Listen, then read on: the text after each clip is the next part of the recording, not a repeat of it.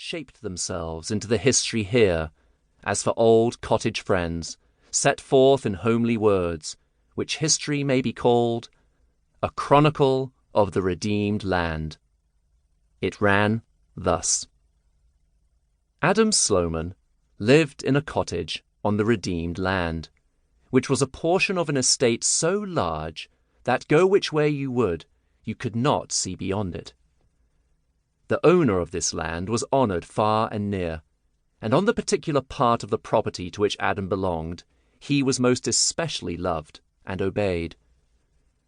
The reason why it was called the redeemed land was that, after a rebellion a long time before, which had brought the people to what looked like hopeless ruin, his own son had, by actually coming and living like a poor cottager amongst them, and toiling as one of them, worked out a plan for their being taken once more into favour, by paying, in his own person, the fine which had been laid on them as a forfeit for their evil doings. So, ever after, all whose names were down in the petition which was sent up to the lord of the estate, asking forgiveness for the past, and claiming right to a part in the payment worked out by his son, who had made himself their brother in sorrow and trouble, received special promises of love and favour. To each one a lease or covenant was given, by which he held his house and ground, a lease promising him many and various rights and grants for himself and his family, with the assurance that, although at some time, sooner or later, he might have to give them up, he should have a far better and more lasting home in a glorious province of his Lord's kingdom,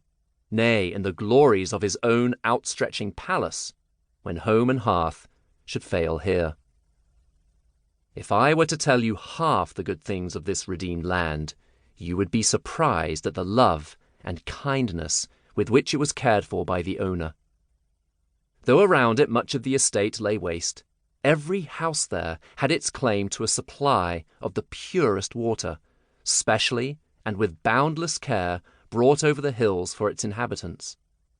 Then there were fair meadows and quiet woods, to which each one had a pass-key and right of admission.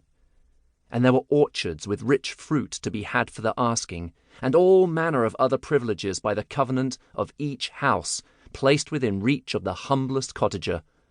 which mention of tenant rights brings me back to my story of Adam Sloman. He was getting on in life, was Adam,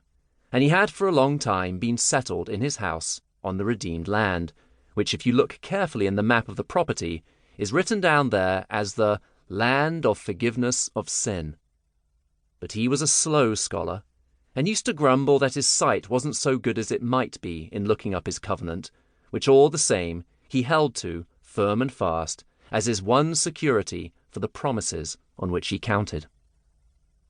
Adam lived poor, so to speak, when he might have lived rich.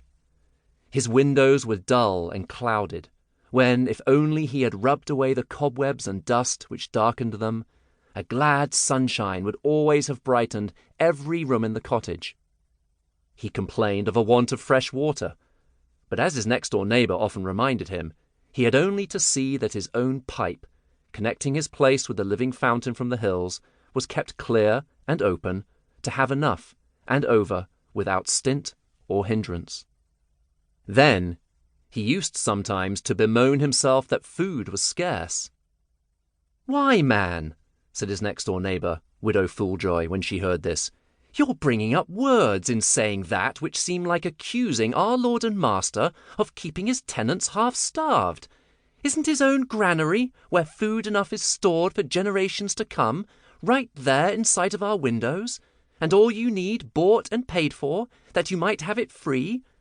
You must know as well as I do that you've only to give in a petition and get it rightly signed and wait for the answer to have, day by day, enough, not only to keep you from starving, but, what's more, to make your countenance appear fatter and fresher than that of the children of any other king."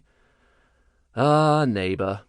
Adam would reply, in a voice as dreary as the wind in winter, "you're right, I often do believe. But you seem to get hold of things which I can't. That oil of joy for..."